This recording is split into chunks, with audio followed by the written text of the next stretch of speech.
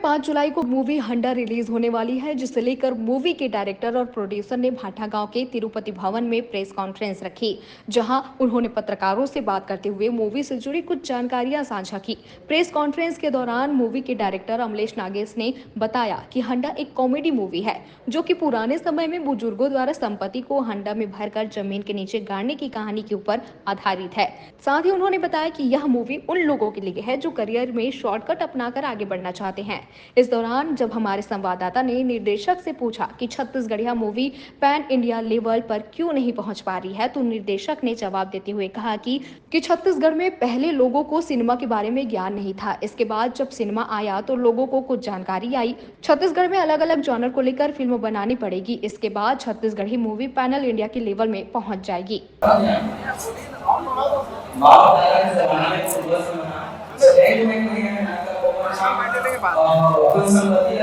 कहीं याद है शरीर के नीचे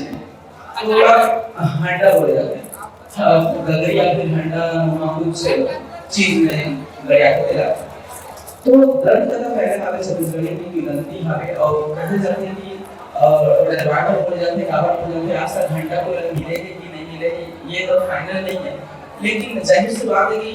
कबो अगर ऐसे हो तो कहीं ना कहीं लोग यार ऐसे मिलते हैं तो पूरी बॉडी वाला मिलते हैं थोड़ा हंडा नहीं हो सकता, लेकिन कहीं ना कहीं हमारा दादा हमारे ज्यादा जमाना में नहीं से पैसा हो तो हम हंडा दिखाए तो सुनते हैं जमाना जैसे जहां ओवन हंडा कर गया है और ऊपर पर जो दूसरा पीढ़ी है तेरा हां ओला को से पर बिना हंडा के बाद हंडा करके खाना बोल सकूंगा अगर हिंदी में बोलो तो ओला पहले काम करते लेकिन वो लालच में क्या होता है हमेशा ही लालच से घड़ा हमेशा खाली रहता है, तो ये घंटा जो घड़ा हमारे लालच से घड़ा भर पानी एक भर ये सब दिखाई बहुत से हमारे से तो क्या होता है कि मैं देख रहा हूं गांव के हाथ में रतन निकल से लाखों घंटा को दिया